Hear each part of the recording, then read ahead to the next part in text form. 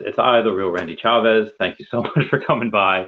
Guys, if you're new, welcome. If you're not, welcome back. I love you all. Everyone say hello, Dashi. Hello, Dashi. Coming at you today with a podcast, my good friend, Nikkole Qualls. She has currently just received a certification in applied suicide intervention skills training, recognizing how to recognize, said recognize a couple of times, how to recognize suicide tendencies in high risk or high profile cases. So this is something that means a lot to me because at a couple of times in my life that has affected me as well, whether it be friends or colleagues that I had worked with, people I had served with, or myself. So it means a lot that she can come on. She will be here in T-2 minutes. I can't wait. I served with her from, I think I met her in 2014. And we've been friends ever since. We did deploy together for a little bit. She was part of the team that helped relieve some of my team. So she was the one that came in towards the end of my deployment. We served together for a couple of weeks. And then X amount of months later, I was able to welcome her back as well with other people. So we do have a good amount of common. Also, like, she is kind of a nerd like me. Very much so for the, whether it's Mario Kart, Pokemon, creepypastas, the love for the curious and to try to understand people. And she does really, really well as far as trying to get to know her airmen. You know, when I came in, or when she came in, I outranked her. I think, I don't know, because again, I think she signed up for 6 years and I only signed up for 4. So there was a good amount of time where I was there for like a year or so, and everyone that came in outranked me. And then eventually, I outranked her. Now I'm almost positive she outranks me again. Buzz Lightyear movie poster with veve on it. Yeah, we're gonna see that soon. Please welcome my friend Nikkole, aka Nikki, aka 5 Cent. How's it Hi. going? Good.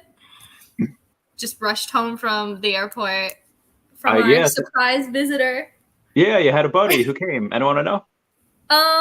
No, it was one of Garrett's friends in Guam. Nice. So he texted us last night. He was like, I have an 18-hour layover. And so we're like, Nice. okay. What'd you guys do? We literally just played Mario Kart and Smash Brothers pretty much the entire night. Because Yafet's here too. He's staying here for the summer. Oh, he's still there? Yeah. Oh my God, is he here right now? He's making cereal. Of course he is. Such a joke. Oh, that's your baby. I forget what the name is. Shine. Oh my God, I love your Kirby shirt. Pineda, get over here. Oh my God. There's a lot going on. Hello. Oh my God. We're kind of matching in colors. A little bit. I don't know if you remember my Kirby tattoo, Pineda, but we're matching. Have you guys played the new Mario soccer game? No. Apparently it's pretty good. Really? It's pretty good. It's like Daisy though, so I can't. I can't. So No, we are not brothers. Although I don't know. I mean, I'm adopted, so I guess it's possible. You know, Pineda's dad also banged a local down in Peru one day 30 years ago. Wait, he did? I don't know. I'm just saying if it happened.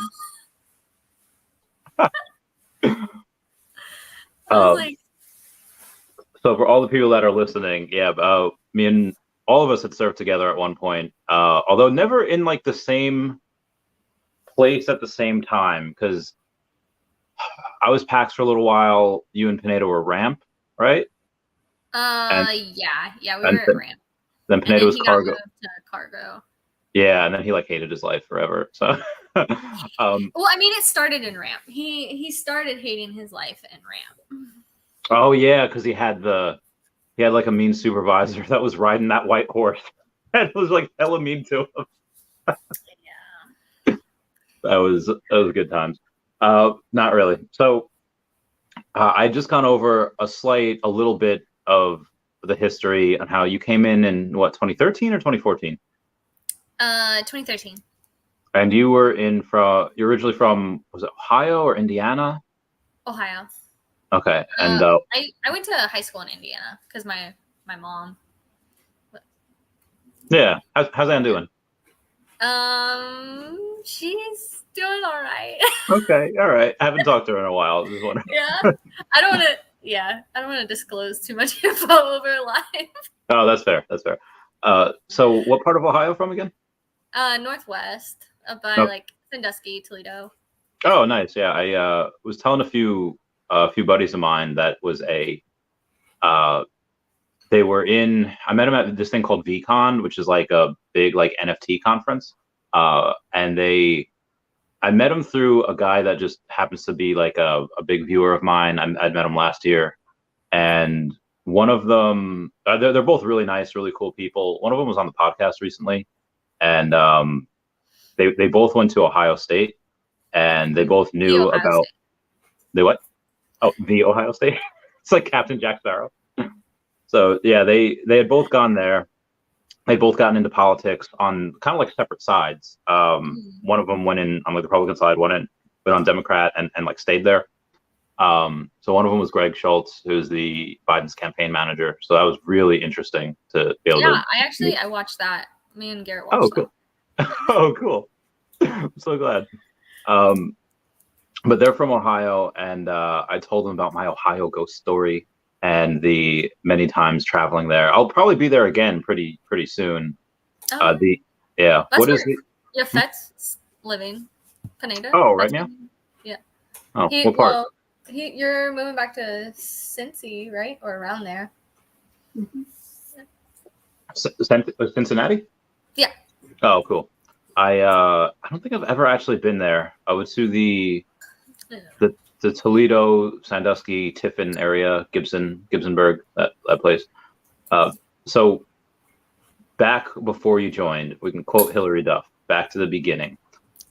What made you decide to go and join the military? Why did you not stay and kind of do what most people in those small towns do and just stay forever? I have always wanted to travel. Mm-hmm. So I thought the military would let me travel, and then they stuck me in New Jersey. Yeah.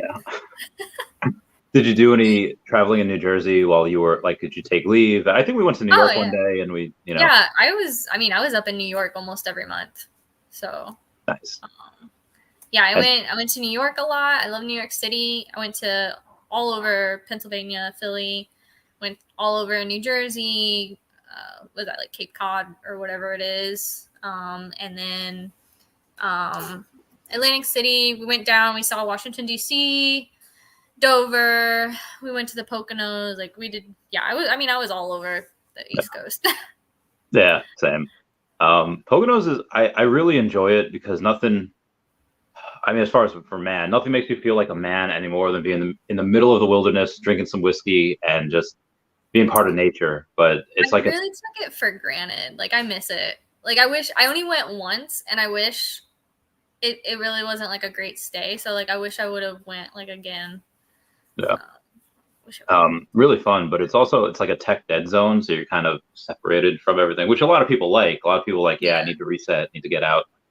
For me, I feel like I miss it though. Like I feel like I'm missing out on things. There's I don't know. Do you ever get like that?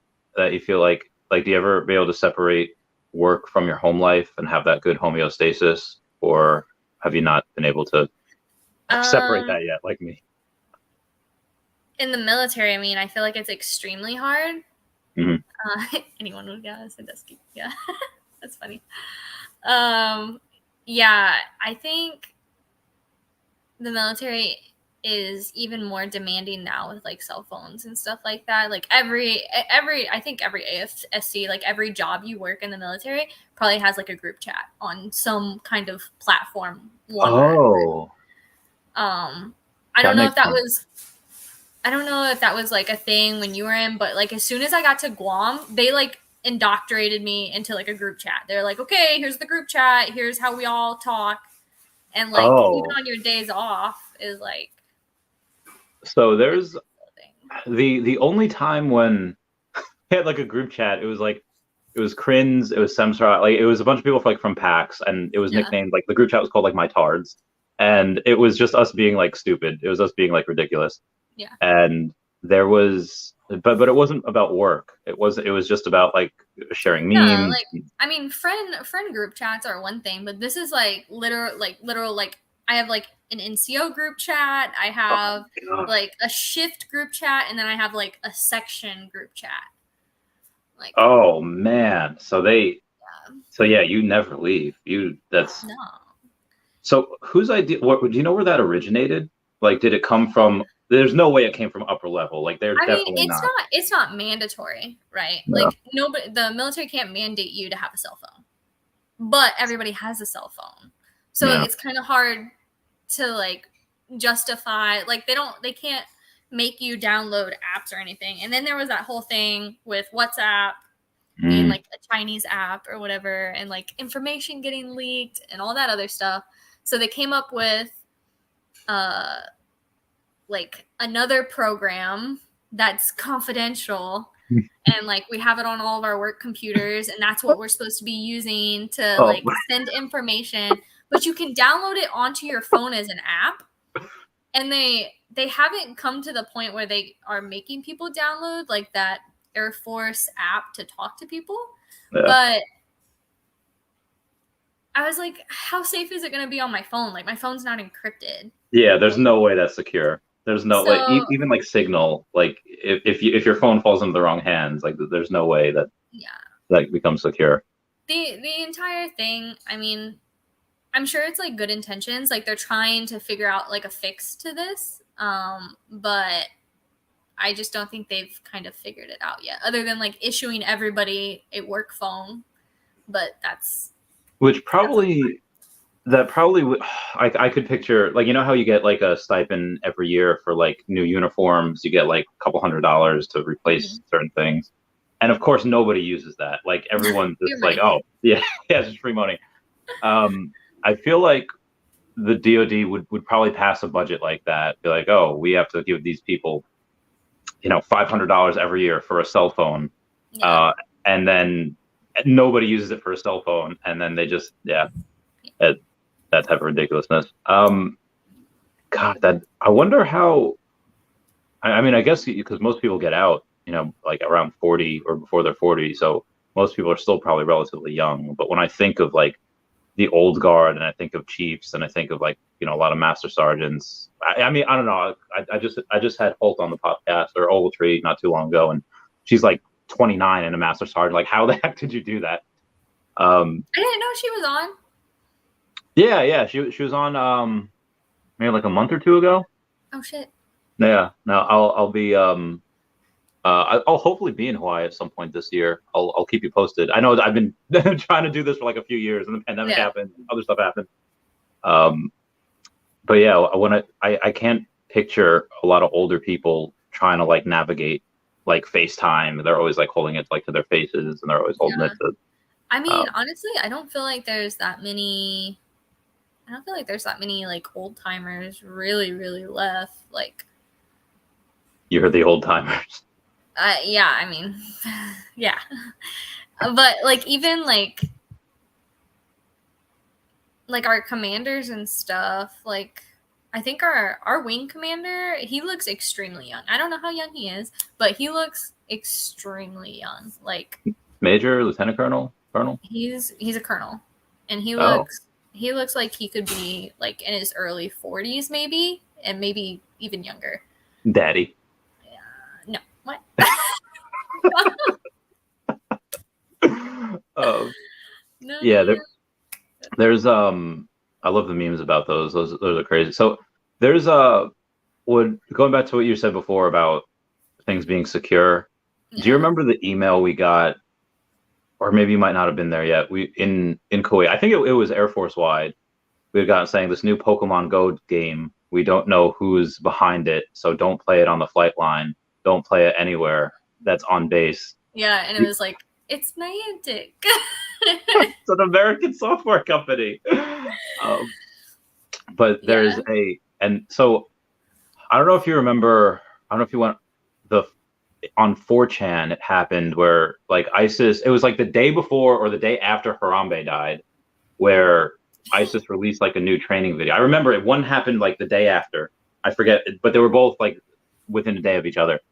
ISIS released like this training video, and we got like an email about it saying like, oh, beware of, I don't know, like recruitment for this, whatever. Yeah. And it was someone, it made its way to 4chan, and some person on 4chan, or a group on 4chan, they had discovered where these 3 like oil towers were, happened to be, they located where the video was shot and where like the training camp was.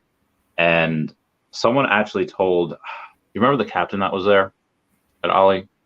I forget her name, but she, somebody told her, and they're like, okay, we'll bring it up the ladder, and then like nothing happened. And then like a week later, someone from Russia told their commander, and Russia like bombed the crap out of it. And it had, so I don't remember. In cases like that, if somebody brings to you, it's like, hey, Sergeant Nikkole, what is the, I found this on the website, and based on Google Maps and vice versa, I believe I've pinpointed the location of this. How, do you just send that up to chain? Do you go to your commander, your immediate supervisor? What's the protocol for that? So we do get leadership involved. Usually it'll be like a flight lead or something. But I actually had a couple of these kind of scenarios while I was working ATOC in Guam, and we just called OSI, and OSI is like, we had a call. We had somebody call and say that they had information on like a threat to America, and we called OSI while we're talking to them, and OSI is like, keep them on the phone. So they came over and took care of it or whatever. But yeah, like you just notify, the special investigations, and they kind of just take over it from there. Okay, so you kind of just, so the training is to just, as efficiently as possible, keep the person engaged and then hand them off the phone. Okay, good. That is, because that would probably be another 60-hour training course on how to deal with that. Yeah.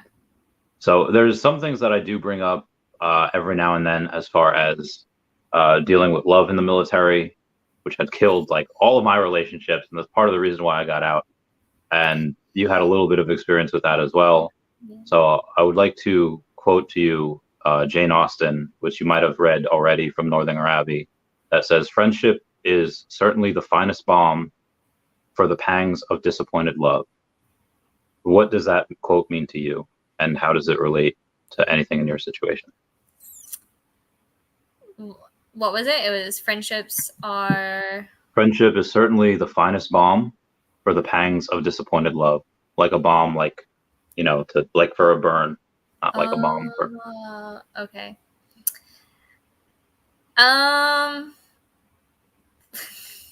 My immediate thought is actually probably Yafet, so Pineda, just because my first deployment, I was going through a divorce, and he was like there the entire time, the 6 months that, one, I'm in a stressful situation anyways, and 2, I'm dealing with a divorce back stateside.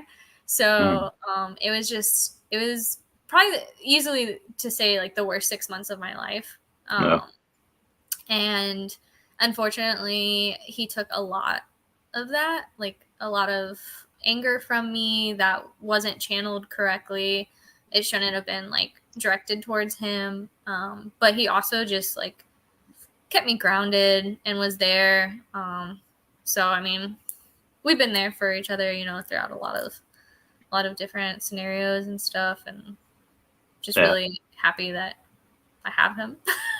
He's a good egg. I love him also. I can't wait to tackle him in the street and just pump the crap out of him. I mean, in the military, you have so many friends, right? Like you meet all these people. You're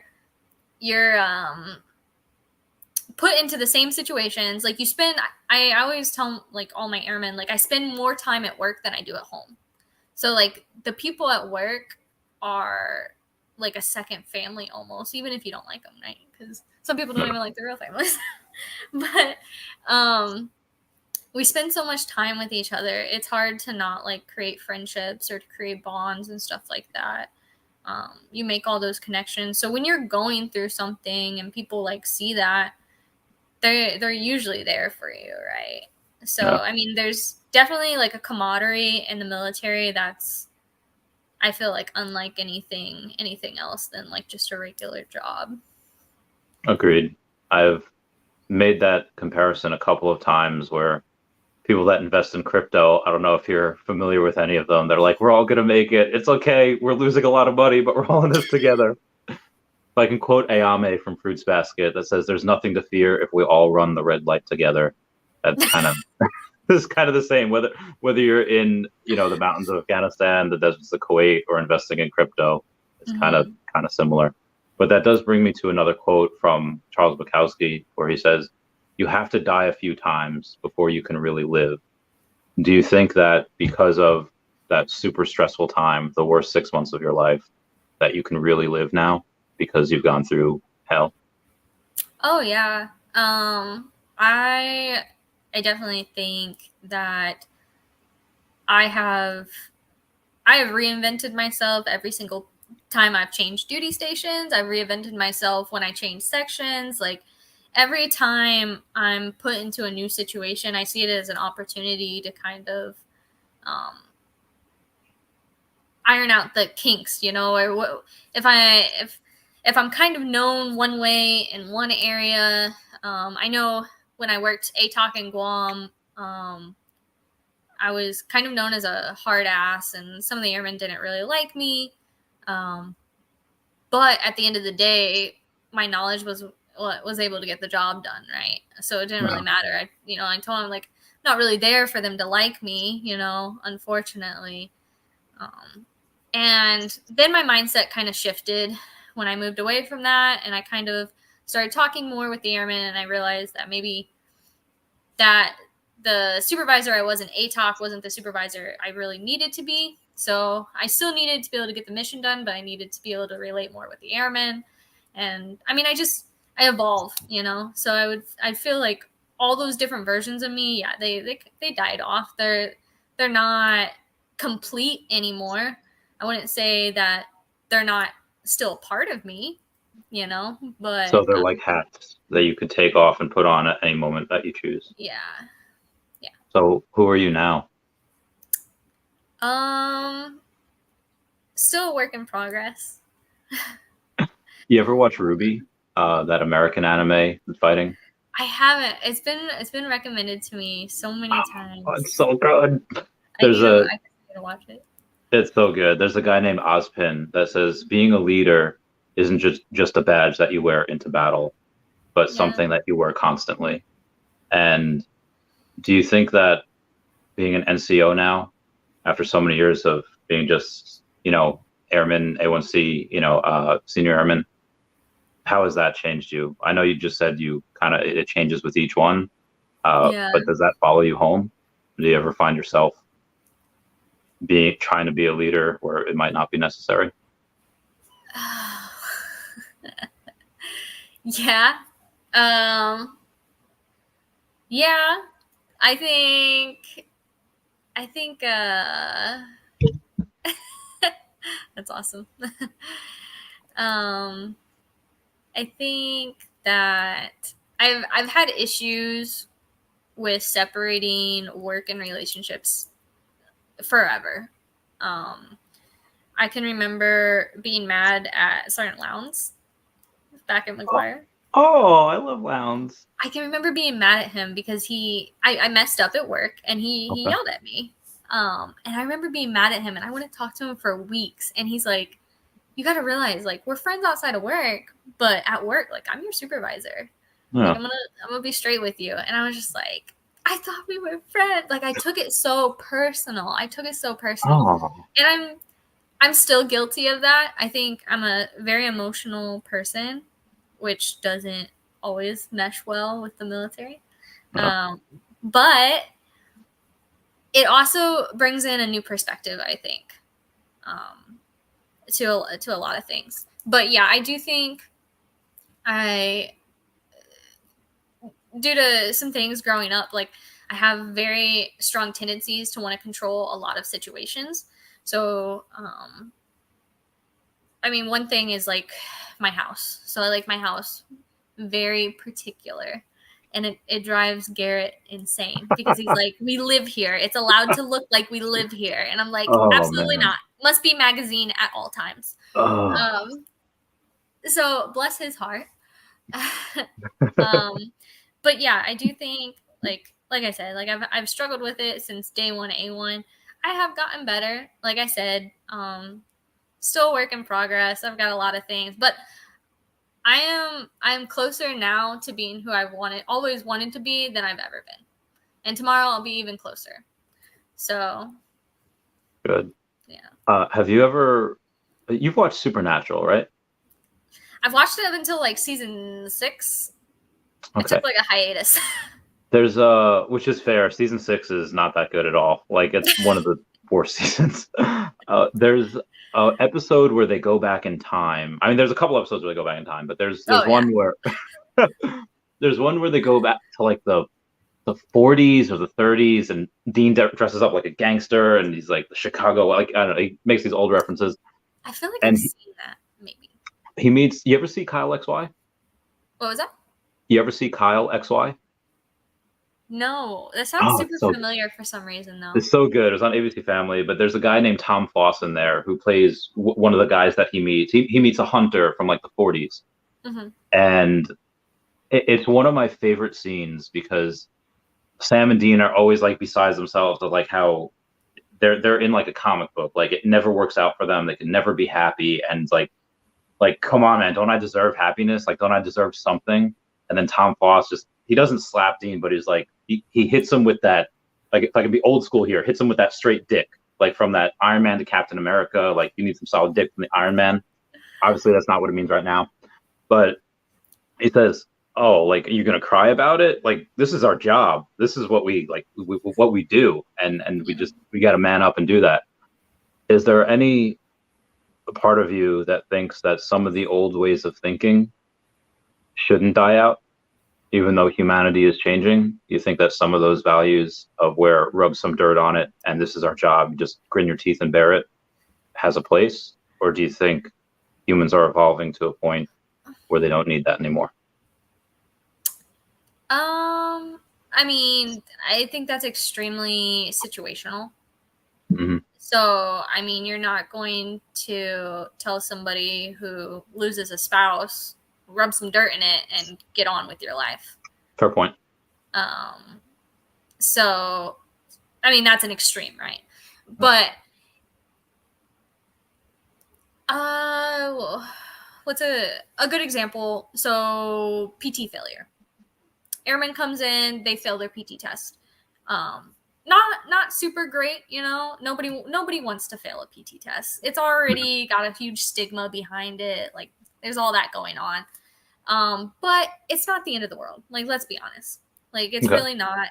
One PT failure is not going to completely screw your entire career. No. I hope. So we had one, and it was basically just like, well, what are we doing from here?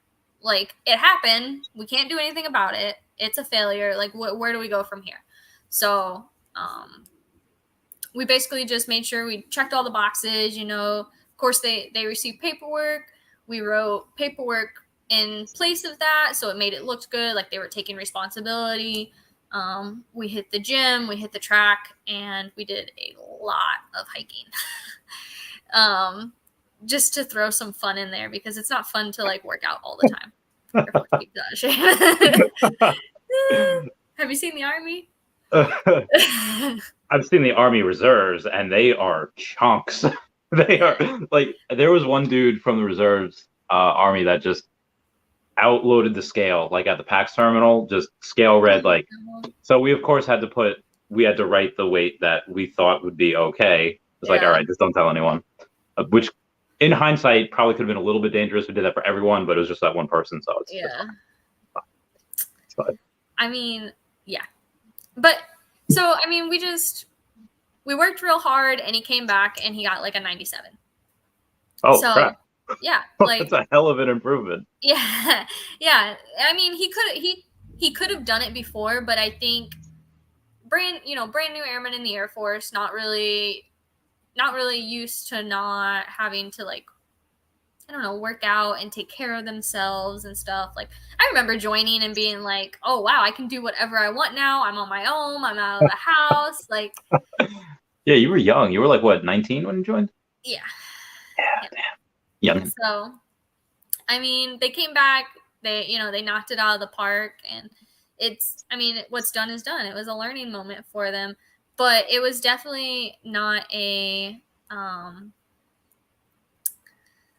was not a moment where I really felt like I was on a emotional level with them. It was just kind of like, all right, like let's hit the ground running because there's nothing else we can do about it. So that was kind of more of a moment like, all right, rub some dirt in it. Like, you need to fix this if you want to do something about it. Was that an intended pun? Hit the ground running? Yeah. Yeah. So when you have, so teens in general have this, I guess they have this, I forget the word, but people recognize them as being angsty. People recognize them as being not emotionally available. And that doesn't just stop at like 15, 16. That sometimes carries on a little bit to the early 20s. And you have to deal with airmen that are 18, 19 years old. How, with your skills that you just got I just read it before. I forget what it's called. The basically recognizing these people who are high risk for suicide. Yeah. How do you determine which teens are just angsty and which ones are, oh, hey, you might have an issue and I should investigate this further? Okay. So I mean, that's it does come down to like having to kind of know the person. So like we talk about suicide prevention a lot in our like annual trainings and stuff. And one of the key factors that they stress in Air Force suicide training is suicide prevention training is to make connections, right? So know your people. You're not going to notice tiny things unless you know somebody. So like, I know when I was working at PAX, I know that the one airman likes the video game, and like he was super stoked about Elden Ring, I think is the new one. Yeah, that was recent. Yeah. So he was super stoked about that and talking about it all the time, right? And if I were to come up to him and be like, hey, how's your game going or whatever, and he was like, I don't know, I haven't played. Like, that might be that it's small, right? It's small. But I might probe a little bit more, like, oh, have you been busy? Is there something going on with your wife? Like, did you start school up again? Like, why haven't you played? And then maybe they would feel comfortable since we already have that connection. Like, I already know that he's married, his wife. I've met his wife. I know that he's going to school for agriculture and stuff. Like, I know all these things about him because I've asked these questions. And when they come in and they talk to you, you listen, right? So making those connections is huge, and seeing tiny things like that, you're not going to see unless you know that person. So say I just got there and I don't know the airman. So if he would have said like, oh, I haven't played, I probably wouldn't think much of it. Now, if he was coming in and was in like obvious distress, like maybe he was yelling, like he was getting mad, like somebody would go tell him to do something and he would like have a tantrum or something on a larger scale like that might entice me, to like go a little bit further and figure out like, oh, I would probably ask around, like, is this usual? Does he usually get so mad? Or like, is something maybe going on with him? And then kind of see where other people are before approaching them, because you have to be careful of approaching somebody who's in obvious distress like that. One, for the safety of you and them, but also just because you don't want to put them on the defensive and not like kind of ruin your chance, to figure out what's going on. I think in the assist training I did, so the I applied just looked it up. suicide. Huh? Yeah, Oh, I just yeah. looked it up. Applied suicide intervention skills training. It was Yeah, annoying me that I couldn't get it. I was like, okay, let's look that up. So that talks a little bit more so about like noticing smaller signs in people. He's coming downstairs. I see. Nothing. So we did a lot of scenarios that were like stranger based. And in those scenarios, it was just questioning people and kind of figuring out like what was going on. So like if I if I notice like somebody kind of sounds down, there's no reason not to ask a question, right? To not ask, hey, are you okay? And then if they look at you and say, yeah, I'm fine, and you're like, okay, you just don't sound fine, but if you wanted to talk to me, or something, let me know. Yeah. No. So that seems like there's a lot of finesse to it. Seems like there's a lot of, oh God, that's so hard. It's extremely hard. Because if they don't want to talk, then they don't want to talk, right? And it's hard. It's even harder to kind of figure out like,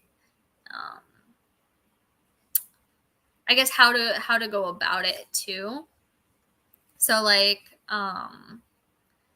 you don't want to jump the gun and like make something bigger than what it is. Like if somebody's just having a hard day, you don't just go to the first shirt and be like, hey, I think they want to kill themselves. Like you don't want to start something like that, right? But do you make like an email track? Do you make like a note just so like kind of you're covered? Be like, hey, airman showing signs of distress, log one, and this is what it is, and why it's out of touch, why it's out of character for them? Or is that not I don't want to say that's not a concern, or is that something that you don't really need to do at first? So if I'm dealing with an airman and they're not like opening up to me or something, I would probably go to like somebody else that they're close with or that they're more comfortable with and say, hey, have you talked to them about this? Would they be comfortable coming to talk to me about these things? It's really important. I forgot to bring my little sheet home. I was going to bring that home so I could show it and reference it, but I forgot it at work. So like when you go through assist, it like has these 3 like levels, and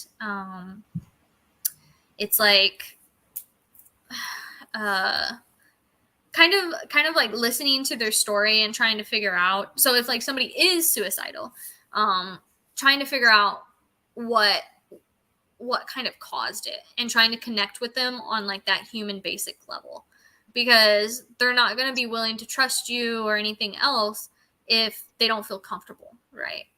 So you're kind of like building that trust, hearing their story, listening to understand all of that stuff, before kind of moving into asking the question.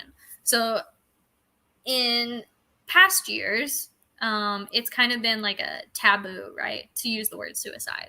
Everyone's like, oh, don't use that word. You'll make other people think about it. That's a proven myth. So talking about suicide actually is part of like how you change the culture around it, right? So the more we talk about it, the more we normalize it, the more people will be able to reach out and get help and other things like that. I'm glad you mentioned that, because up until now, I would have thought the opposite. Like someone that maybe wouldn't have thought about it before, like, oh, hey, here's a viable option to make it so that it all ends.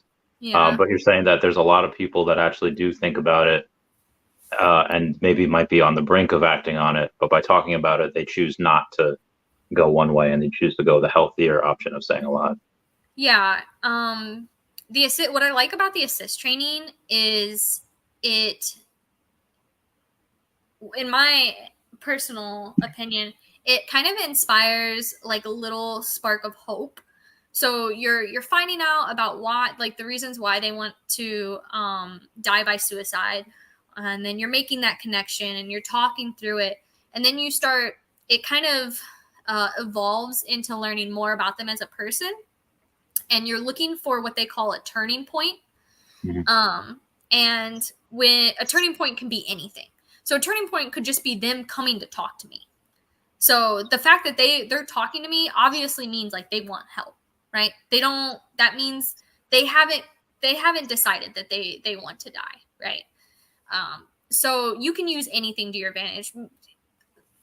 If I went and talked to somebody and I was like, yeah, I don't know who would take care of Shine then, like they could use Shine as my turning point or something, It could be anything.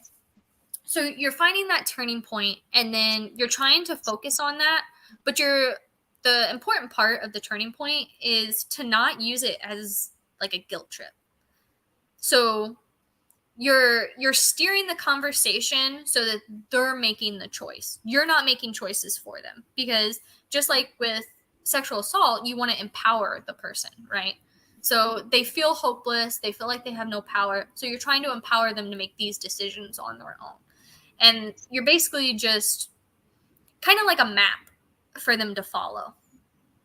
So like you're steering the conversation around and they're like, oh yeah, well, what about that? And they're like, oh yeah, you're right.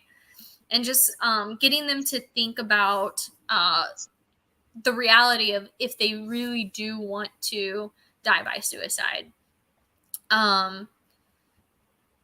The super important part, I think, in my opinion, from the training was the fact that once you get to the turning point and you're asking them about like their past history, like have you ever had suicidal thoughts before? Have you ever tried to harm yourself before? Like do you have a plan? And then they're like, oh yeah, I've got these pills. I've been thinking about this. So like, would you mind handing me those pills so that we can keep you safe for now? Okay. So you mentioned like, before that you don't want to guilt trip them, but I think that also the turning point can be a guilt trip. Like if you say like, I really want to die and I thought that maybe the world or things would be better without me. And then you bring up, well, who would take care of your dog? Or like if you commit suicide, you don't, everything that you're insured for, which you have asserted to your family, they don't pay if you commit suicide. So wouldn't that be a good, how do you combat that? Or is that a reason where guilt trips are okay?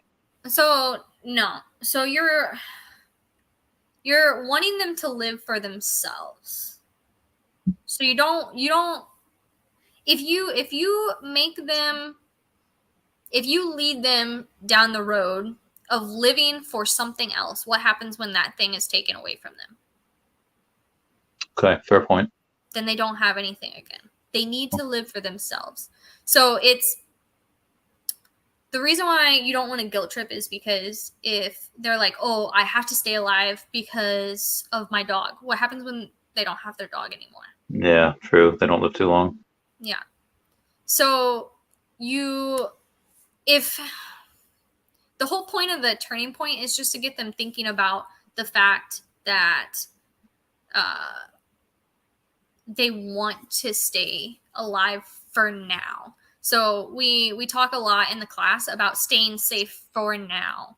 So it's not being fully committed to the idea, but it's better than them going down the path of like deeper thinking and deeper planning. So if they don't have a plan yet, it's better to keep them away from starting a plan.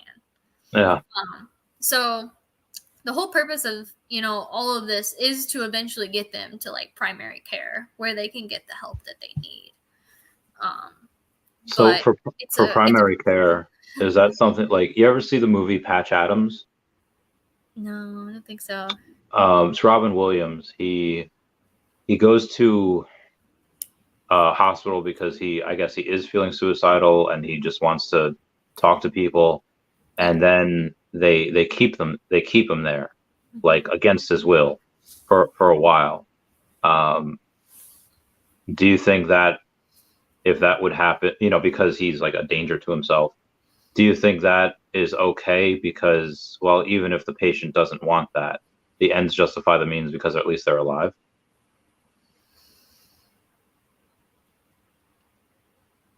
Sorry for all these hard questions.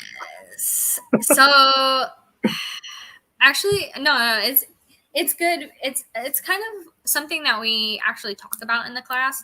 Mhm. So they do go over kind of like where we are on what we think about suicide. So like one Yeah. of the questions that they kind of polled us on was, do we think suicide is a right? Is it? I mean, it is in some places, the pro-assisted suicide, at least in Yeah. some states in the U.S. Yeah. And that was kind of my outtake on it. And I mean,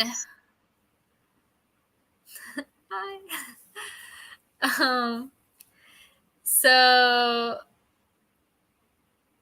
that was the thing that started with my kind of idea too. I was like, oh, the medically assisted suicide in some of the states, like that's extremely important.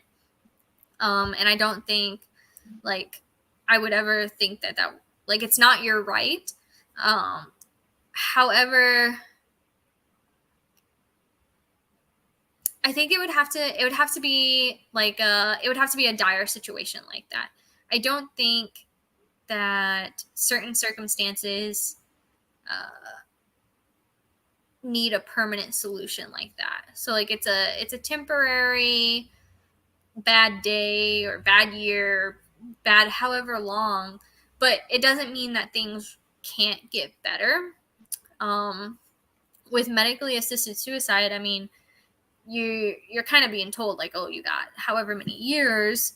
Here's it's up to you when during those years you want to go, right? Yeah. So I mean, those are, while they're the same thing, they're kind of different. We talked about the fact that like in the class, people had helped people who were suicidal, and in turn, like they were friends, and then once they helped them, kind of against their own will, like someone was like on the verge of like killing themselves, and somebody stopped it, and they didn't want to be their friend anymore, and they don't talk to each other. However, the other person was Wow. like, yeah, like they're married, they've got kids, like they have like this great life now. So they were like, yeah, we're not friends, I lost this friendship, but they're alive, and they have a family, they have a life. That's a So hard pill to swallow for some people that, yeah, you save the person, but you also lose them yeah, because it doesn't matter. I mean, like they lose the person either way, but I guess yeah, at least this way they still continue living and doing whatever. yeah. Oh, man, So that's so strange that the people that their life was saved by this person and they stopped talking to them. That is I very, mean, I kind of get it though. Like if you're, that's probably going to be like one of the hardest times of your life, and if what you need to get past it is to cut off everything that was involved in that time, yeah. I personally would understand. I, Um, I also understand. I don't agree with that at all, but I do understand it. It's like, come on, man. That's, oof, yeah. big oof. I mean, everybody heals in their own way. Yeah. But I mean, the class. I mean, I already made the Facebook post that you read and stuff. I loved the class. It was super insightful. I wish it actually would have been a lot longer. I feel like there was so much information, and I'm still kind of like fumbling around trying to think of all of it right now. But there's just so much information and so much like good information packed into 2 days. I wish it was kind of It's strung two out and talked days. about. It's only 2 days. Oh my God, that's And so it's just so like it's short. like two 8-hour days of nothing but talking about suicide. So it's Oh heavy. God, Um, damn. but That- it Jesus. was it was good because they really got you thinking about your own ideas about it, right? And where Yeah. you stand and stuff, because much like that question, another question they posed was like, would there be anything that you would not do to save a person's life? Is So there? like at one point would I say no? And I mean, at first I was like, oh, there's nothing. Like I'd lay down my own life for somebody else. Like yeah, like I'm all in. And then we started talking more about it, and someone's like, I would never put my daughter in harm's way. And I was like, oh shit. I was like, Fair point. if it was between somebody and Garrett, I would choose Garrett. 100%. So I mean, that also could be, and this can get super philosophical and like, okay, well, I could sacrifice, let's say, someone that's not another human, but I could sacrifice my dog, which I love more than life itself, for this person. But then there's no guarantee that this person is cured. I might save them temporarily, but 6 months later, they might just do it anyway. So now not only are they gone, but my dog is gone too. At what point do you consider someone a lost cause? Is there any such thing? Or is that something that people just make up to make themselves feel better about not helping? So that's a great question. I definitely, so I'll prefix this by saying that my view on suicide has changed drastically. Are you drunk? I'm the one that's drinking. All right. Drastically since I joined the military, actually. Okay. I was pretty familiar with suicide when I was younger, because in high school, a friend killed himself. And it wasn't until like maybe within like the last 5 or 6 years that I kind of actually made peace with that fact, just because I've been mad at him this entire time. Like I think it happened in like sophomore year. Like it was forever. So like a decade.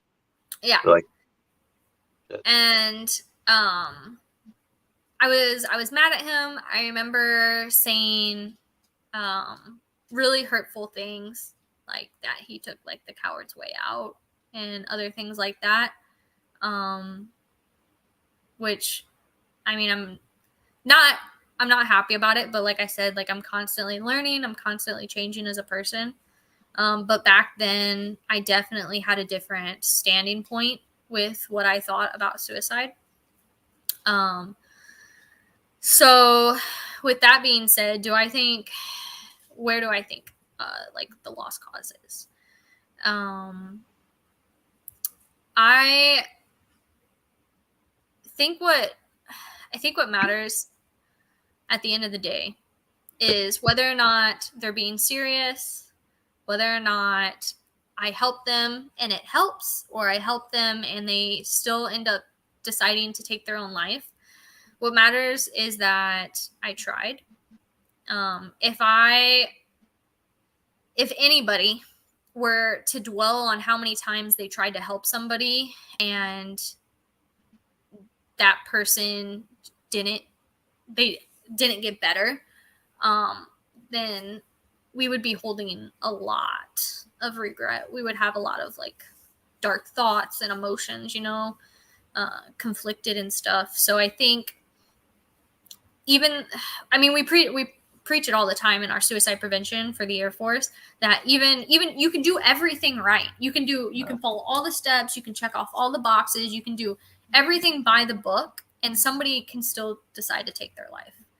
But it's not anybody's fault at that point, right? So I think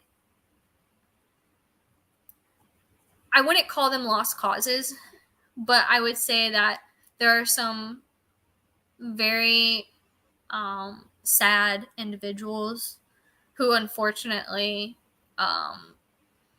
just can't see the light no matter what. No. So at that point, how easy is that to recognize? Or sometimes you can't. I mean, sometimes like, you read stories about how like Anthony Bourdain, I remember I was in Vegas when it was announced that like they found him. Like apparently like the few days prior, he was out like drinking, he was out like having a good time, eating this great food. What makes people do that? What makes people have this like just sudden turn from like enjoying like the best of life? Is that like being like bipolar? Is that this just trying to put on a show for people while they hide their true intentions? What do you think that is? I mean, So I'm not like a psychiatrist or anything. I'm definitely not a subject matter expert. I will say that, but I think everybody goes through things in their own way. Kind of like we said, everyone heals in their own way. I mean, everybody kind of handles things in their own way. No two people are going to handle the death of their grandparents or something the same way. No. It could be a medical issue. He could have had mental health issues, or substances maybe were involved.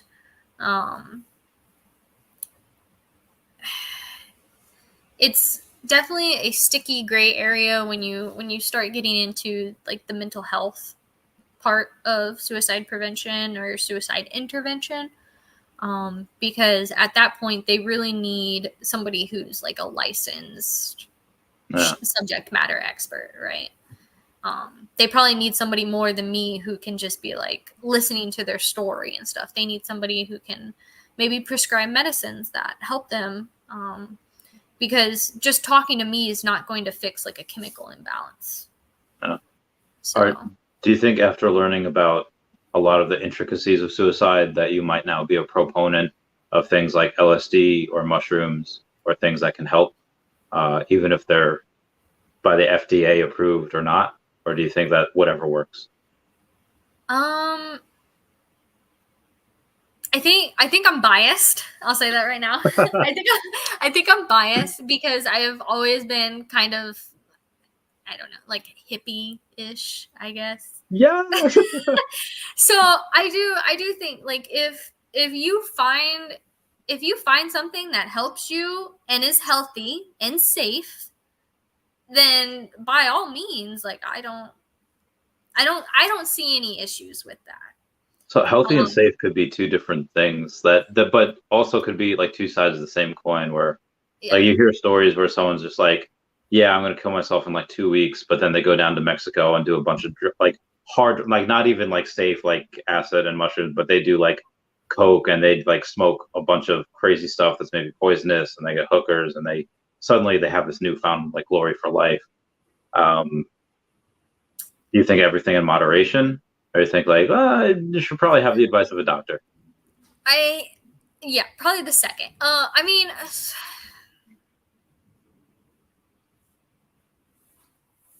it's not really my place to say if that didn't help them. Mm-hmm. I would think that that's more of a distraction. It's a temporary high to a much bigger issue. But that's, again, just my opinion. If that really like cures somebody and they're like, nope, I'm totally good, and like they never ever again have thoughts of suicide, they never want to harm themselves, like, then, I mean, who am I to say that that's wrong? I mean, it saved their life, but I would think, I mean, I've never done any like studies into this or anything, but I would assume that abusing substances like that and coming back from that high is because they're going to leave Mexico. They're going to go back to their situation, which I assume is probably what's causing them to be in distress or depressed or anything like that. So once they leave Mexico and come back, they're probably going to be back to square one, I would assume. Like that Mrs. Doubtfire quote where Robin Williams tells Sally Field, let's go on vacation. Let's get away from our problems. And Sally Field like says, our problems will be right back here as soon as we get back. Yes. I agree. Has learning about this changed your career path at all? Are you still decided to go and finish your 20? Have you decided to get into mental health? Have you decided, well, I can help a lot more people if I make money, so you decide to go into finance or something like that? How has it changed you? Career-wise, I don't think it's changed me at all. It's just changed me personally, like as a person. How I conduct myself around people or talk to people or treat people. I try to be a little bit more mindful. We're all human, so even I'm not that great sometimes, but I do try to put the extra effort in. Career-wise, it hasn't changed me as much as I have a passion for helping people. I do get exhausted. I do need to like take time out sometimes.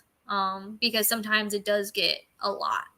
Yeah. So I couldn't imagine doing it as a job. Just because of that fact. Like if I get exhausted but I can't take time off or something, like it's just every day, everything. So I don't think I could do it as a job. I don't think I'm that mentally strong, to be honest. But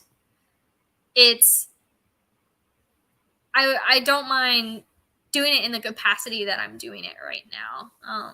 And I like spreading the awareness and talking about it and trying to educate the new airmen that come in and stuff like that. But yeah, career-wise, I'm still sticking with the environmental stuff. Good. And Same. with 20 years, I don't know. We'll see what the end of this time in Hawaii brings. Good. When you had, I don't know if you ever seen the movie Watchmen, with, okay, great. So there's one scene where they show that the heroes or watchmen are working on American soil, and you see some graffiti spray painted in the background. It says, "Who watches the Watchmen?" You're responsible for all these new airmen and all for the people that, you supervise. Who watches the NCOs? Who makes sure they're okay? Is it the responsibility of the senior NCOs? Is it responsibility of command? Or do they say, once you become an NCO, you no longer have the right to not only not screw up your airmen, but also you have to be accountable for yourself? So the correct answer to that would be that the senior NCOs and your peers should be looking out for you. So that's the official answer that the Air Force provides. That's what it should be. And then the reality?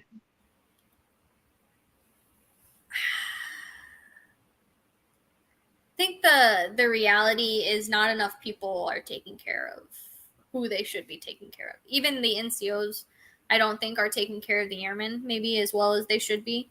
I know Chief Bass posted something months ago now. Is that how you pronounce it? Bass?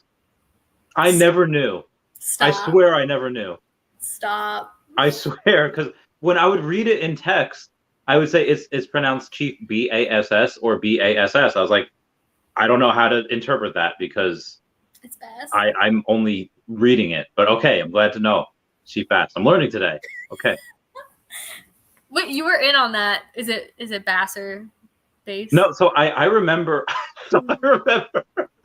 it was like sometime last year where there's this poor little staff sergeant that was just trying to have fun. He's just like, is it BASS or BASS? Yeah. And again, I didn't know.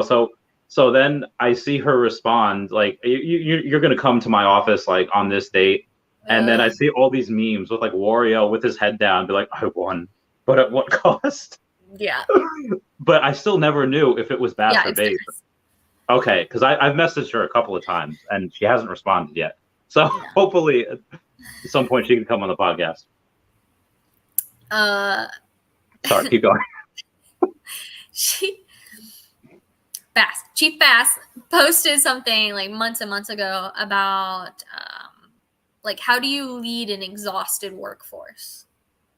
Because that's what the Air Force is right now. It's exhausted. Especially our career field. Like, holy crap. It's so bad.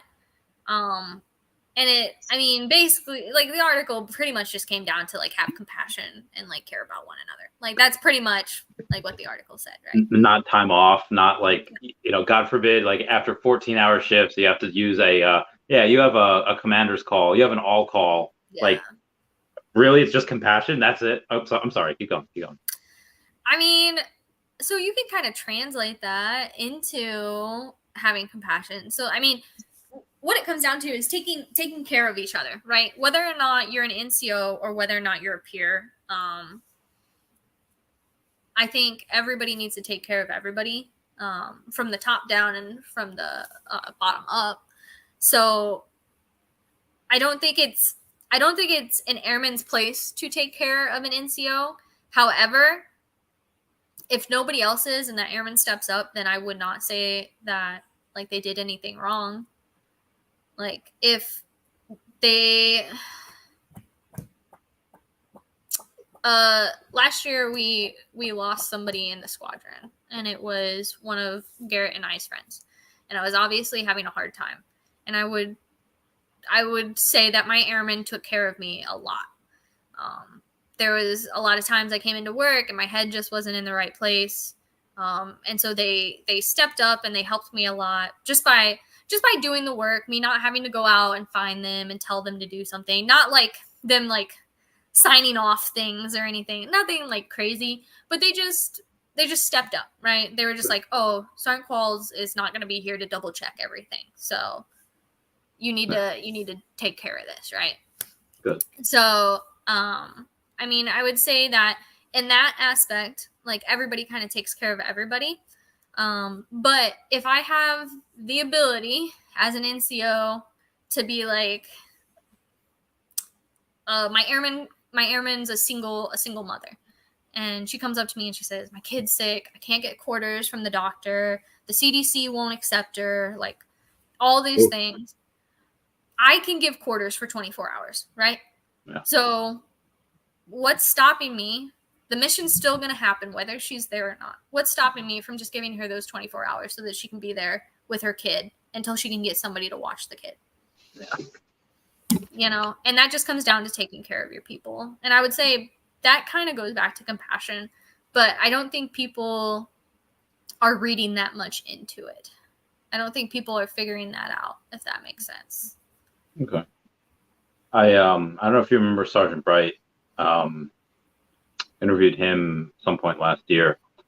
What would you do if suddenly, wind the clocks forward 10 years or 8 years, whatever, and you're a chief and you're in line for Chief Master Sergeant of the Air Force? What is the first thing that you would fix? What is the first thing that you would do? You're the new Omi. You're the new enlisted Jesus. What do you do? Oh hell. Well, I know what would make me popular. If I made beards a thing, I'd go down in history. You would. History. Memes would be created about you that day. Good one. I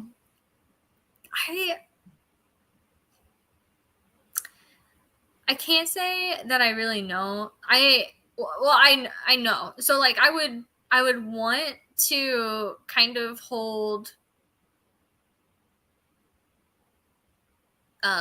upper leadership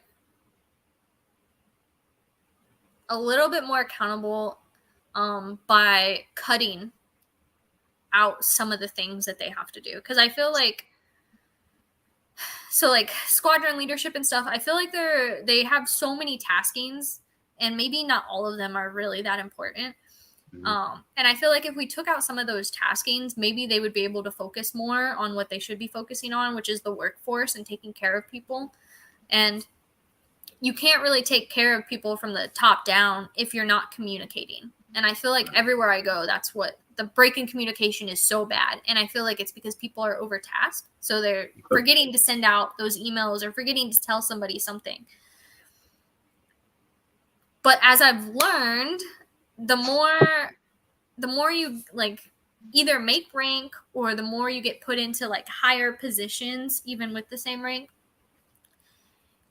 it's like this veil, right? So like as an airman, I was like, oh, the NCOs don't do shit. Like they just sit in their office. They don't do anything. And then I became an NCO and I was like, fuck. I was like, I got all this shit to do. And then I looked at my senior NCOs and I was like, all they fucking do is sit in their office, right? And then I sat down with one of my senior NCOs and I was like, oh shit, you funnel so much away from me. Thank you so much. You are doing a great job. Keep it up. Like I was so appreciative, and I'm sure that goes higher and higher and higher because I'm not up there. I don't see it firsthand, right? So although I would like to say I would like to do these things, until I get up there, I don't really know like what's really happening. what's happening up there, you know?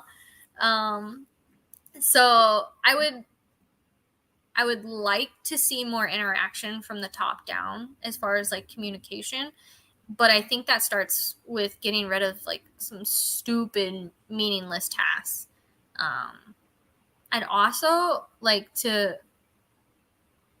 this is kind of stupid side note, but I'd like to have like a rig on cleaning for DV visits. Yeah, like that we don't have to do it. Yeah. Well, yes, thank like, you. I mean, kind of like how my husband is with our house. Like, we work there. Like, Yeah. it's not going to be perfect. So that would be nice. I forget what, I think it was like 2015 or 2016. It's either before I deployed or after I came. It was definitely before because I was still in PAC. Do you remember DC? Really tall, lanky dude, but then he went on deployment, got jacked AF. So we were tasked to, I was tasked and I had to pick one other person. I picked DC because like he seemed like a chill guy. I was like, okay, you know, we'll chill, we'll hang. It's my chance to like give him some airman time, you know, while cleaning the DV lounge. And I was just saying like, we do this every spring. It's stupid, but we got to do it. But it's also, we get away from the BS. And then we were charged with like, you know, like the weeds that grow over there. And they didn't give us the equipment to like cut the weeds and bag it. We were just given like a couple of brooms. So we're just trying to broom away these weeds. And he's just like, I think we just made it worse. I was like, yeah, we did. Your answer was a lot more complex than Sergeant Bright's, who is just, his is just like, we need to get away with like this blousing issue. Like, we don't need to blouse our bed. We just tuck them in our boots. And I was like, yes, that's all we need to do. Perfect. But yeah, I agree. There's a lot of, God, there's a lot of, I don't know. I was a fan of more time off or not as much mandatory stuff. Like if you're, and I know it's impossible to do because it's very hard to differentiate between the airman that, you know, keeps their head down and does their work versus the airman that's just kind of just doing the bare minimum versus the one that's just actively trying to hide and not do anything because they're lazy. Yeah. But yeah, those all calls after those 14-hour shifts, those are not fun. Those are not. And it's, you know, it's not Air Force wide, and that's kind of also an issue. It's only our career field. It's certain career fields. So, I mean, you hear about it, you know, security forces, maintenance, and I guess we fall under maintenance, whatever. You know, anything that works like kind of like a 24/7 ops tends to kind of get screwed. It kind of feels like. Yeah. And I don't really know how else, like how do you fix that other than people kind of doing what they're supposed to do anyway. So like if the commander has a commander's call, why isn't leadership going, listening, and then back briefing? Like, why does everybody need to come in? Preach. Yeah, I agree, because I think a lot of things are just, they could just go over in an email. And if you give an extra 20 minutes or 10 minutes, be like, hey, instead of doing an 8.5 or 8 hour, 15 minutes or however much, come in 10 minutes early, check your email, and all those things could be covered in an email. So I will say that it also kind of goes back onto the people receiving this information as well, though. Yeah. Because people don't take a lot of it seriously, right? They're just like, whatever. In one ear, out the other. So if people can't show that they're going to actually listen and take things seriously, then they're going to feel more inclined to have them come in person and try to get the message clear to them. Because I can't even count on two hands how many times I've had to tell airmen, how did you check your email? And then they log in and they got emails from 2 months ago. Like, oh my God. It's the easiest thing. Log into the computer, check your email. Like, well, I mean, that's also a regional issue. Because, responsibility, but also like I was deployed, and again, I was deployed like 6 years ago, but there was some people that I was deployed with that were from like Arkansas. I was like, we still have dial-up, you know, we don't check email. Like it's not a part of like the culture that they were brought up with because they're not really around computers. So it's really hard to tell them that, hey, check in on your computer every day. I don't know if I know technology is getting better as years go on, but yeah, but I mean, it unfortunately, I guess this kind of comes into like what you were talking about earlier with like you have a job, you need to adhere to the standards. There are standards here, and if you don't meet them, then there are consequences. So what would you do about punishments? Like as far as like if you have this one random A1C, senior airman, whatever they are, or whatever rank, get like a DUI, do you punish the whole squadron, make them come in at 4 a.m. in their blues? Or do you keep it under wraps and just really punish that one person? Really make them like, okay, for a week, you're on dorm duty. For a week, you're greeting every single person at the gate, telling in their blues, saying, please don't drink and drive. And salute them, no matter their rank. Like, what's your opinion of that? I mean, that kind of sounds like hazing, but They got caught drunk driving. They deserve all the hazing they could get. yikes. So I always hated Band-Aid punishment. Like, I hated it. Like, they used it so much in McGuire, and I hated it. I hated getting in trouble for somebody else's fuck-ups. Yes.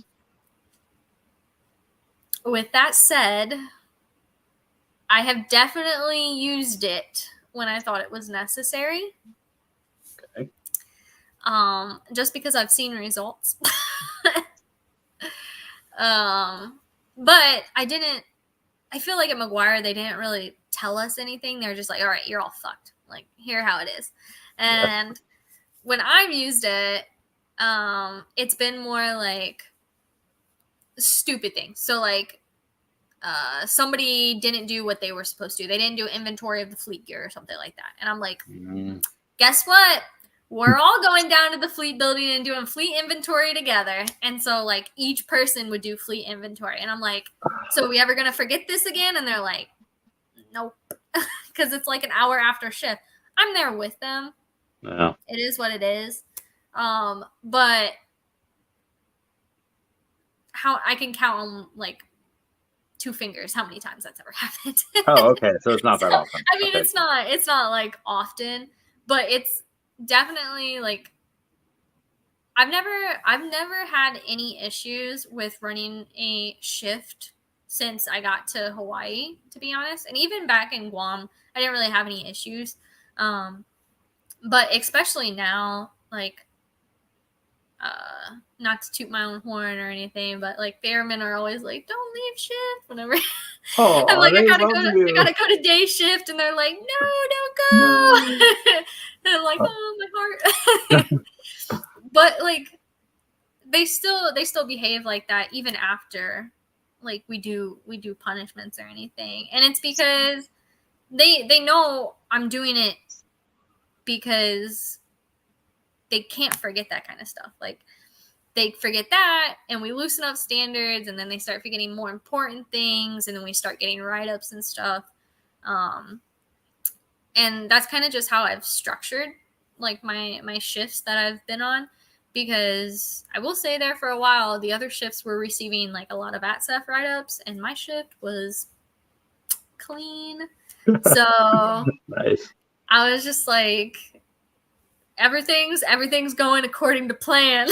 Oh, so did you get a couple of little extra golden stars from higher ups? Being like, oh, hey, Airman Sergeant Nikkole, like, your shifts are doing great. You're on the fast track. No, it wasn't recognized. No. Oh man, that's rough. I'm sorry. Deserves to be recognized. It's all right. When I get Chief Bass on, I'll make sure to give you a recognition. Like you and Ogletree, I'll make sure that you guys get some. She's great. She's actually helped me out a lot. I've sent a lot of like certain scenarios and stuff. I'm like, am I doing this right? Should I do something differently? What would you do? Kind of stuff. And she's helped me. She's, I guess, mentored me, through some stuff. So it's been really nice having her here. Yeah, no, I love her. She's great. She's been great since I've known her. It's great to have her on the podcast. Great to have. Yeah, it'll be great to see her. And she'd be great for Chief. Yes, yes, you would. She's got a lot of experience, a lot of knowledge. She's also done stuff like as far as school outside of that. So, as far as education, what have you done outside of the Air Force? Because you've been getting into the conservation and Yeah. quality of life for animals. Tell us about that. So I started my school pretty late. I used to say I don't have any regrets. Like, I really enjoyed my time as an airman in the dorms with everybody and not doing anything and just kind of living my life to the fullest. I think I that's what you mean, need. Like, I think that to get that out of your system, like, you know how everybody has I won't say it, everybody has a loose phase. Everyone's got yeah. to have like a fun party phase before they, Loose. before Okay. Yeah. I know it's only like, wait, what is it, like 1 a.m. or what was it, 12 in the afternoon where you are? Yeah, it's 2:30. Oh, okay. It's 8:30 over here, so cheers. Yeah, I mean, hindsight is always 2020, right? But I wish I would have started a little bit earlier. Just because I'm so much more busier now. Like, I have so many more responsibilities. So it's hard to think like, oh, I was kind of like wasting all my time. I didn't really do anything when I was an airman. Like, I didn't have any of these responsibilities. I didn't have a house to clean, like all this other stuff, you know? Yeah. But it is what it is. I really enjoyed my time when I was an airman, so whatever. But as far as that, I finished my associates last year and I just got my CCAF for the Air Force. Yeah. So, I think that's good, though. I think that there's a quote by Ralph Waldo Emerson that says, "I cannot remember the books that I've read any more than the meals that I've eaten. Yeah. Even so, they've I love made that me." one. Oh my God! I love that one. I think that's what makes you. That's what, helps give you the person that you are. Yeah. I think that's necessary as far as the building blocks for life, such as Yeah. DNA. I never thought I was going to go past my associates either. That was never in the plan until I finished it. And I was like, well, might as well keep going. Same. I don't really have any formal education. Like, I have one semester of community college, and I just said, no, I'm never doing this again. But as I've gotten deeper into animal conservation, I recognize that in order to really do this proficiently, I need to either work for conservationists for a couple of years, like 1 year per thing, or I need to really educate myself in it, and I'll probably have to do that at some point. Your main goal You're is going back to school. Huh? You're going back to school? I think at some point I might have to, because I either go back to school or work for like 1 year for each company, like each, ones be like for Norvis or Best Friends Animal Society or for Project Aware that you're very passionate about. I don't know what the best route is for conservation, for the acceleration of conservation of endangered species. And I don't, even if I find, okay, well, in Madagascar and Indonesia happen to house the most endangered species on land, even if I do that, that might be inconsequential or insignificant compared to what would happen if the Great Barrier Reef falls, or if sharks are hunted to oblivion, and what happens to the ecosystem. Like, I don't know the consequences of that, and I really need to in order to put my full weight behind any one thing, because if I put it behind the wrong thing, then maybe it doesn't work. So that is why I definitely need to, outside of being awesome friends, that is another reason why I need to be in contact with you so consistently, because I need your help, and I need to know, and that's why part of the reason why I have you on the podcast is to ask, what have you learned so far as ocean conservation, and what is the most important thing for not just life of marine, but land animals and human life as well? I wish I could tell you. I haven't started any of my core classes actually yet.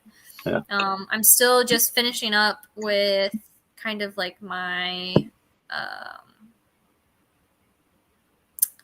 what are they called? Uh, General, like the general ones. So like, I yeah, think first couple like years.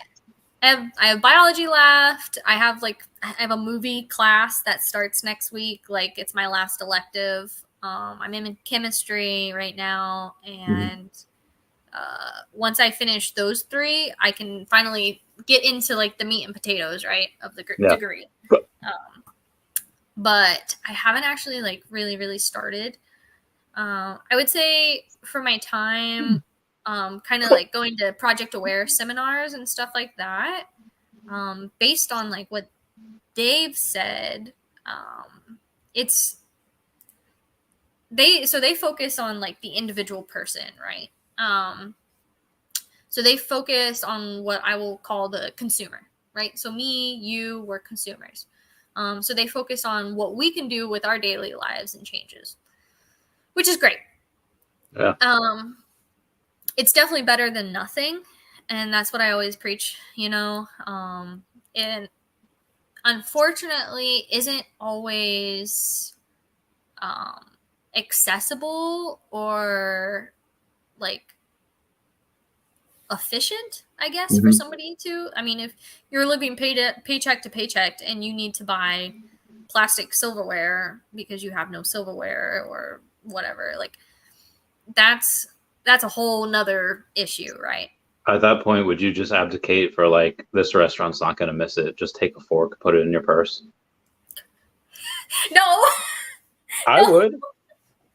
I mean, this restaurant is making like 30% like revenue. that's a whole nother conversation.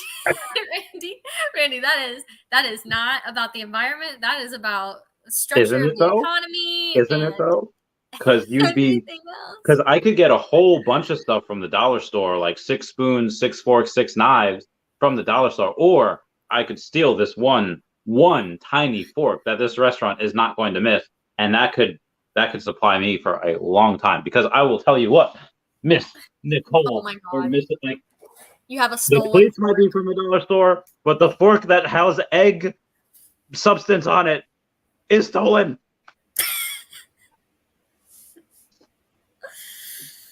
I I am not going to advocate for any of that because I'm still in the military, especially. So I have no comment. I have no comment on that. I think so. Every single person can obviously play a small, very small portion. But when we get into people with like disabilities and stuff, like some people need plastic straws because of disabilities or other things. They need plastic things for like their medicine. Like there's a whole array, right, of different scenarios where it's just not really feasible for somebody to be like completely plastic free or to watch how much energy or water they use or not use a vehicle to get to work. Like there's a lot. Okay, so all these companies, right, all these big name companies, and even Project Aware kind of a little bit, so they place uh all this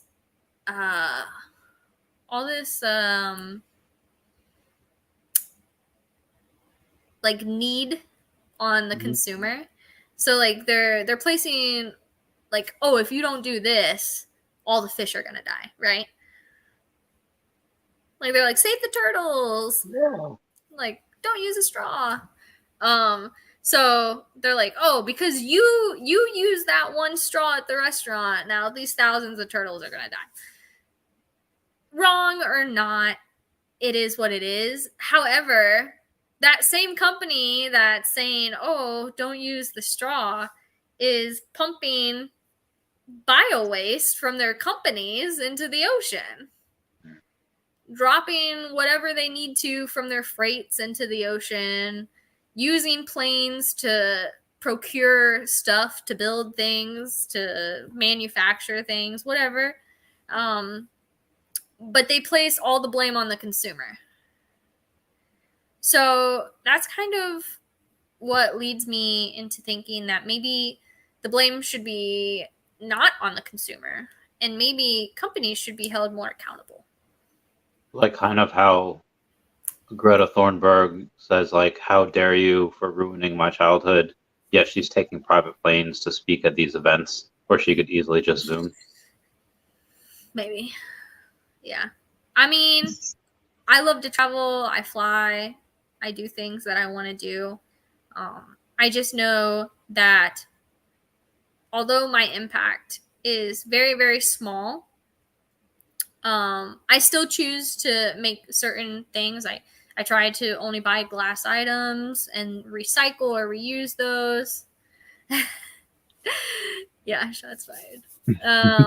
I mean, I don't, yeah, I try to adjust my lifestyle as much as possible. That's a personal choice. And it's something that I've kind of just been like comfortable with. I mean, a lot of these things just make you feel better about yourself, right? Whether or not they're helping in the end game or not. It's that sense of what savior complex or whatever. So like I'm doing all these things. I hope it's a small, insecure, who's Puddin' Cheeks? So, Puddin' Cheeks is a buddy of mine. And so there's a couple of people, not him, but there's a couple of people that'll like super chat me, and they'll just be like, they troll, but in like the best way, in the fun way. They'll super chat me so that a message is highlighted, and it'll just say like butt stuff, or it'll just say like I don't know, something trolly. Puddin' Cheeks is a big part of why I have continually invested in these NFTs and this company that, which by the way, so in the Air Force, I feel like they are like completely counterproductive of what you want for the rest of your life post Air Force. Even in basic training, they said, hey, give like $1,200 or $2,000 to the military so that we can give you the Montgomery GI Bill, where the post 9/11 GI Bill was just as good, if not better. Where every single one except for me in my flight and basic training had opted to give like $1,200 or however much to the government. And I said, nope, I'll take my GI Bill. And no, it's okay, but you bring up a good point. There, and this is something that we should go over as well. Did you opt to give a certain amount of your paycheck in basic training back Can to I them? just answer that I was 19? Oh, sure. But what did you do? What did you give? I mean, I did it. Because I opted for the GI Bill, the not post 9/11 GI Bill. I didn't give anything. I remember sitting in that classroom and somebody trying to ask them like what the difference was between the two, and them saying just pick Montgomery GI Bill. And then you listened. Wait, Montgomery? What is it? Yeah, the Montgomery. Yeah. Okay. Yeah.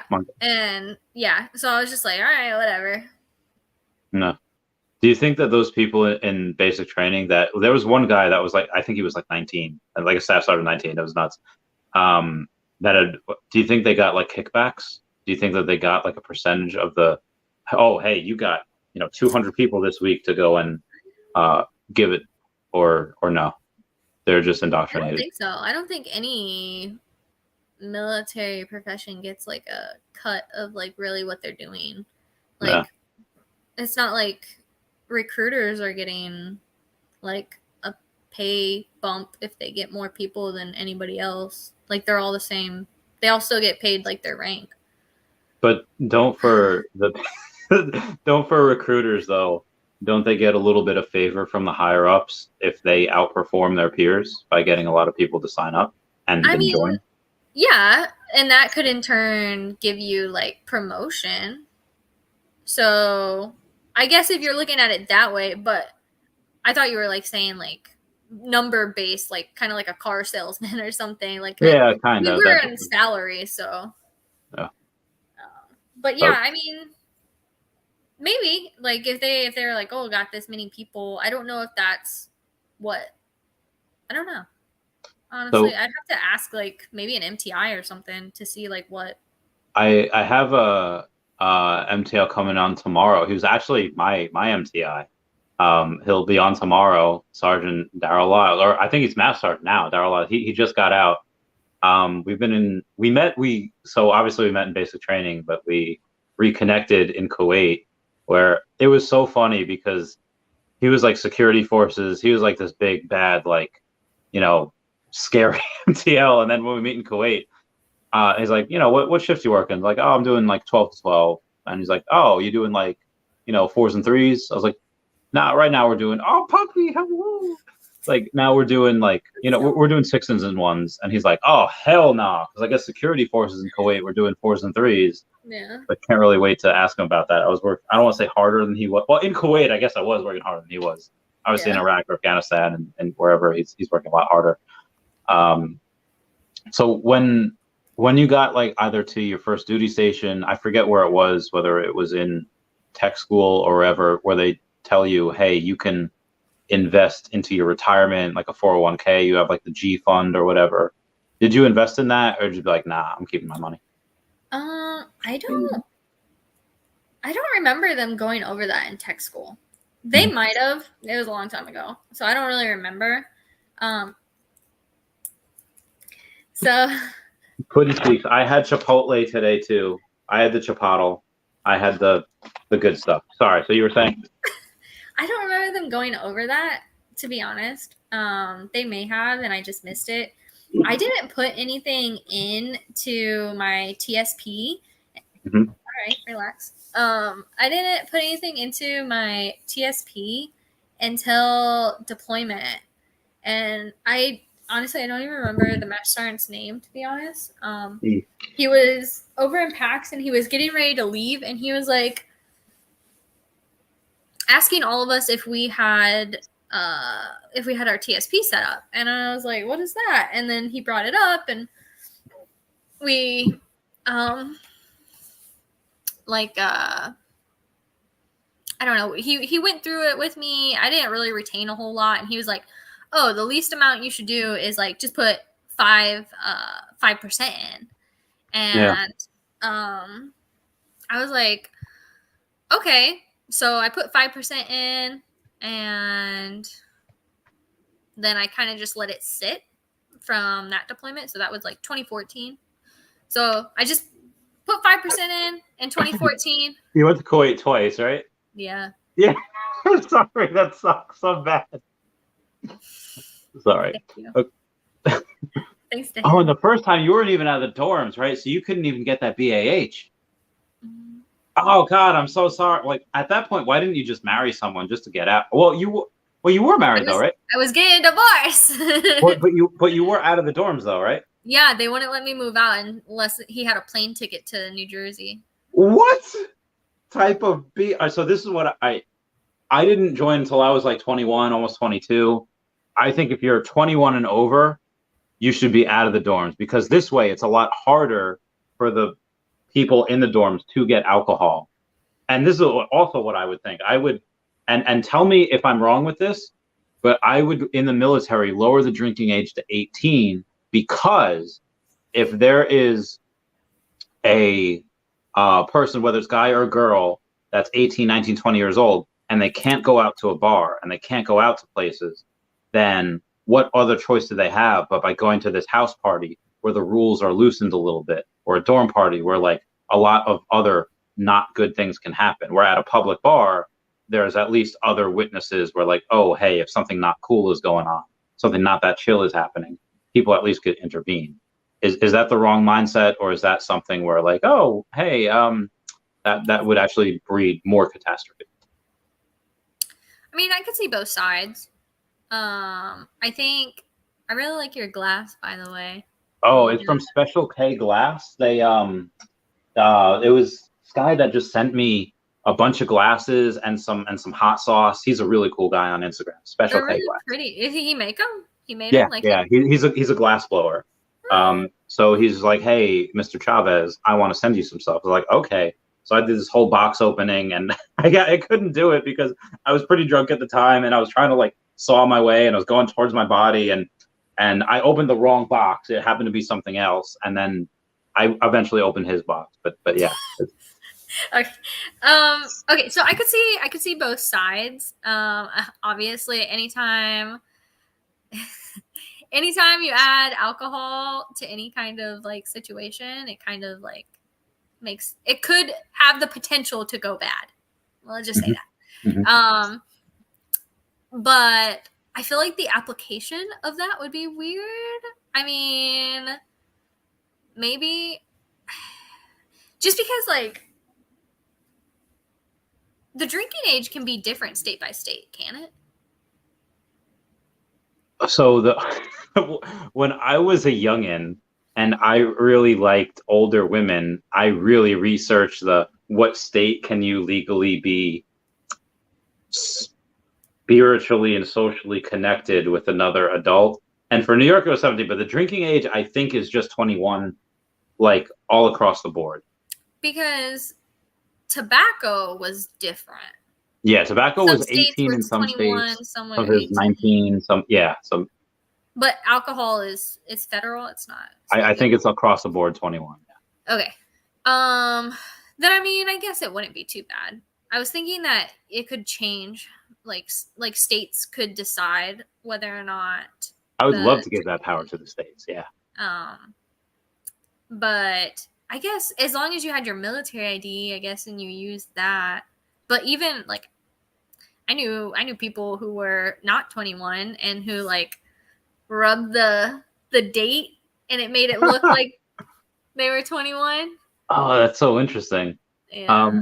So it's like a Walt Disney thing. Like Walt Disney's mom changed his ID, his birth certificate from 1901, and she made the 1 to a 0, so it was 1900, so he could join the military when he was 17. Doesn't make sense that he was 18. My grandpa did that. Oh, nice. So your grandpa Walt Disney? No. Okay, disregard. Yeah, I mean, like, I would only have it for active duty, though. Because if you're just, like, the reserves and you're just there for a couple weeks, then, yeah, I would only have it for active duty. So they would get separate IDs. They would know. How is being in charge of, like, reserves in Hawaii? Because you know the reserves are on there just for, like, mostly a vacation. Most of them. Not all.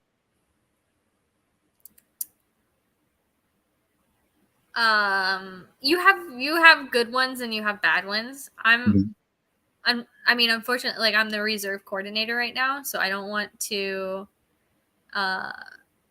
say too much and then somehow the video makes it back to the reservists and they're like, our squadron was slandered. Like, I will just say that there are good units and there are not so great units. I mean, you can tell when you're talking. Like, I took over this job about 2 weeks ago or so. And just from like the communication with the team lead, usually within like the first email or two, I can kind of tell where their head's at. Are they coming out here for training or are they coming out here for a paid vacation? But that's just with the NCOIC that you're in contact with? That the email? Yeah, so they usually pick a team lead. It's usually like a tech sergeant or master. Yeah. And that's who I coordinate with to get all their paperwork and stuff for like flight line access, network access, and stuff like that.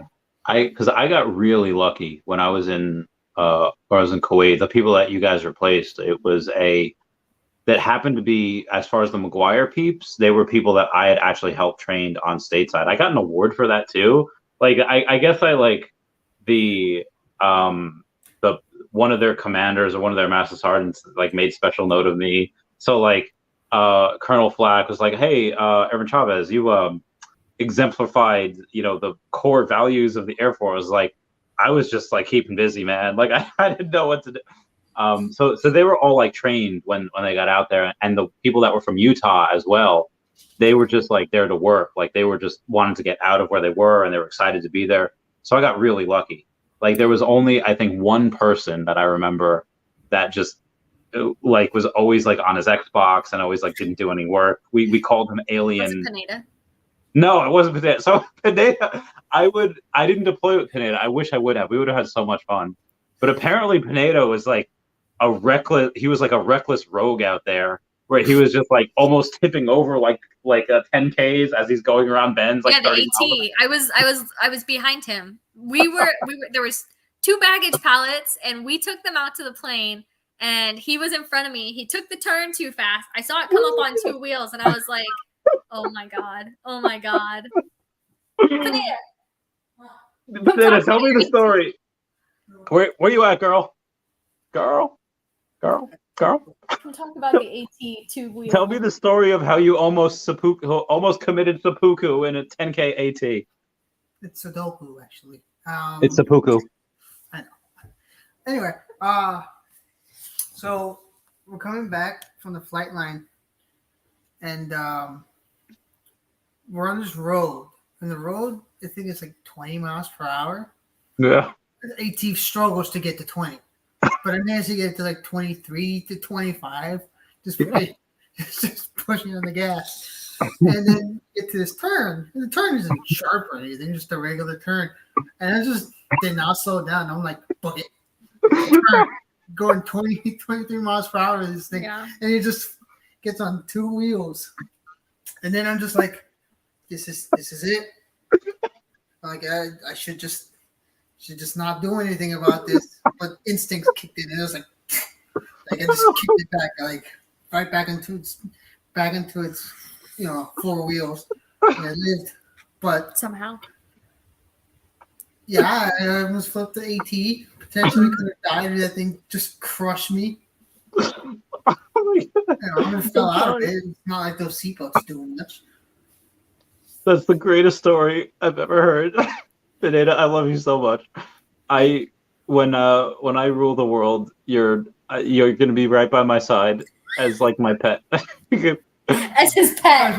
What? It's gonna be like, have you seen, what is that, like the End of the World one where Channing Tatum's like some Young. Oh my God! like So that was like a kink. Yeah, he was like a slave. He was like Mr. Slave from South Park. He was like getting ready to take that daily. He was going like. You're gonna be that. Me? No, I don't want Pineda for that. Pineda, you can't just drop the dog. It's not a cat. It's not going to always land on its feet. It's got a pillow that she landed on. It's It's right here. Like, she fell like a foot. That's a lot for something that's only like 2 feet high. Like not even. That's not what you did before.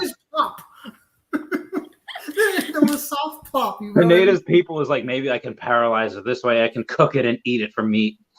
Sorry, but I miss you, man. I haven't gamed in a while. It's been the most recent gaming thing I've done, I think, was the most recent Fire Emblem game, and I didn't even beat it. I didn't even complete it. I've been very busy. How you been?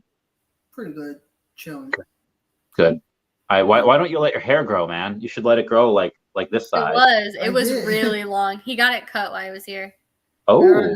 I have a picture. This isn't the longest it was. Okay, show it to the camera, Mara. I thought it was gonna be your driver's license. I was like, you might not want to do that. No, it's cool ID. You got it. Okay. Right there. Oh my goodness, you look like my last. My hair got Uber to shoulder driver. length, so That's pretty good. I can dig that. I haven't had a passport photo in a while, but it was my last passport photo was when I was fairly young. They kept the picture. I don't know why, because I don't look anything like my passport photo. I'm trying to look for it now. I am not having any luck, but it was it looks like my younger brother. Not that I have a younger brother. It just looks like someone who I was 17 years ago, which it was 17 years ago. All I'm looking for is oh man, it's not happening. I'm sorry, guys. We'll go to it another time. In other news, Pineda, how long are you there for? Here? Yeah. Till August, like late August. Oh, okay.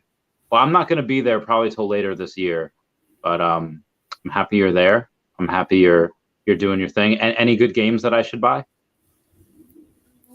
All of them. No. You don't buy that. It's free. I can't do all of them, and I completely forgot. I completely went past my photo for my passport, so disregard. Oh, actually, yeah, no, disregard. All right. So we've gone almost 2 hours. Is there anything that either of you two would like to say to the subscribers or to people of the world that eventually, when I do become a bit of a greater YouTuber, they watch this, what would you like to tell everyone?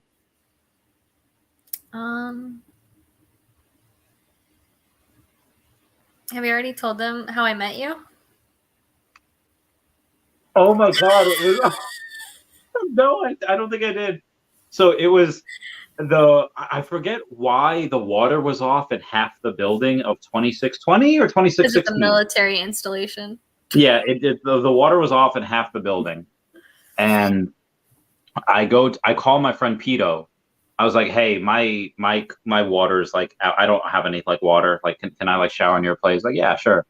So I show up like half naked, and because like he's like my boy, like he's seen like the little airman before. So I was like, okay, let me show up like half naked, and I was, and then suddenly I see like a girl. I was like, and like the last thing you expect is Pito to have like a girl in his apartment. So I was like, hi, I'm just here to use the water, and I'm gonna, I like got really nervous, like, oh God, what do I do? Because like, and then when I get out of the shower, Hall, I forget his name, the big dude was there, and I'm in like apparently a group text with him, Mincer, and Pito, and I get a text from Hill or Hall, I forget his name, that is like, Pito's got a girl in his room, come see. And I was like, wait a minute, this is not like, I'm just gonna ignore that. I'm just gonna go and I'm gonna eat my Cheez-Its, I'm gonna order pizza.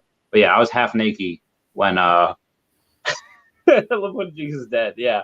Pito. So it was like a thing where I was in the middle of changing. I'm getting off shift and I'm getting to go to like the gym. And so I didn't wear underwear at the time. So I still don't.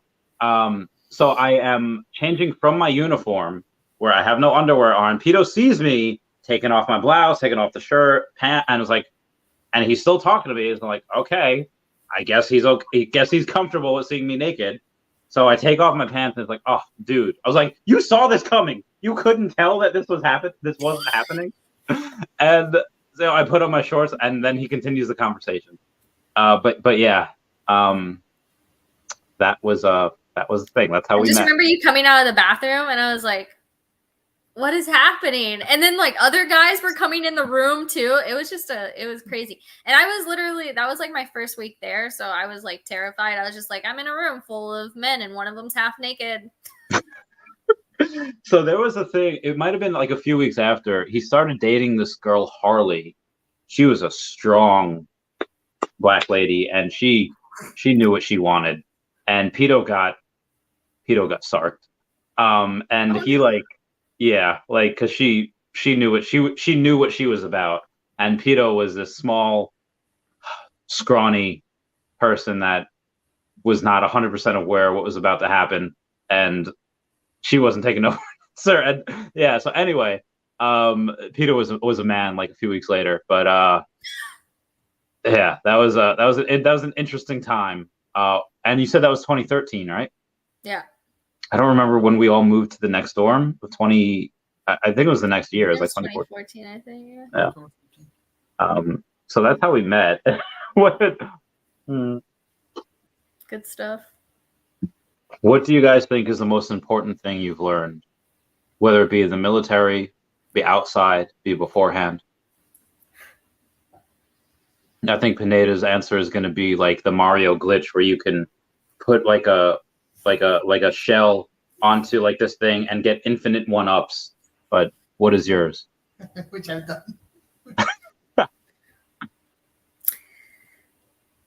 You go.